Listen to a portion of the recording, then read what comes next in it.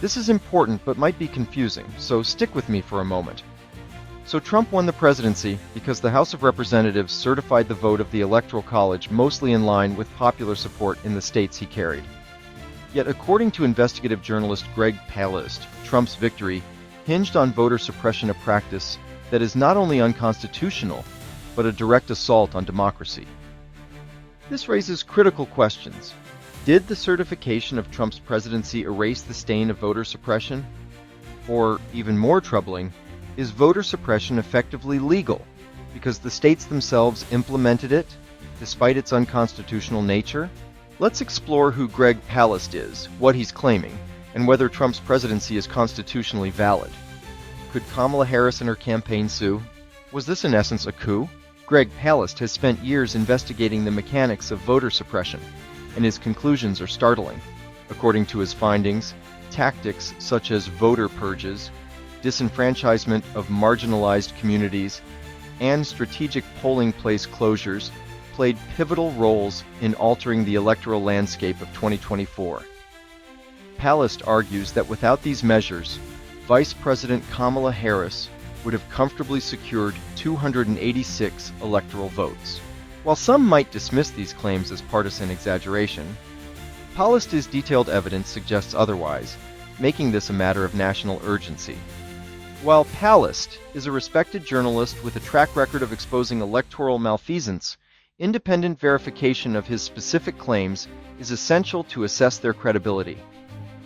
However, based on his numbers, the scenario he paints appears disturbingly plausible. Determining whether Donald Trump's victory in the 2024 presidential election was solely due to voter suppression is complex and remains a subject of debate. While voter suppression tactics, as detailed by Palast, likely played a significant role, voter suppression is not a new phenomenon in American politics. From Jim Crow-era literacy tests to modern-day voter ID laws, disenfranchisement has long been a tool wielded to marginalize certain groups, particularly minorities. In 2024, Trump and his supporters reportedly leveraged these tactics to an unprecedented degree. For example, mass purges of voter rolls disproportionately affected communities of color, while understaffed and strategically placed polling stations in urban areas led to hours-long wait times. These techniques, while often cloaked in legality, have a clear intent: to reduce voter turnout among groups likely to oppose a specific political agenda. If Greg Palast's claims are accurate, such actions not only violate the Voting Rights Act of 1965, but also undermine the very foundation of democracy. Yet prosecution seems unlikely. Why? Because those who benefit from these tactics, those who now hold significant power in both state and federal governments, are unlikely to investigate or penalize themselves. The ethical implications of voter suppression extend far beyond the immediate impact on election results. It is a crime not only against the individuals disenfranchised, but against the very concept of democracy. Every vote suppressed is a voice silenced, a fundamental right denied. And what does that say about the people themselves who are voting for these criminals? Possibly you watching this video right now. Yeah, Trump supporter, I'm talking to you. If they can take the vote away from essentially half the country, what makes you think they won't do it to you too? Trump's already said you won't have to vote anymore. Do you really understand what that means and the consequences for you, your loved ones, your country, or your planet? These practices will be the next dangerous precedents, signaling that electoral manipulation is an acceptable strategy in modern governance. How dare Donald Trump and his cronies supplant democracy? Who the hell do they think they are? This isn't just a political issue. It's a moral and societal outrage.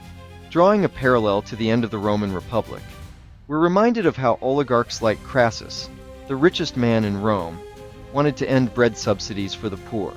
Sounds like modern-day America.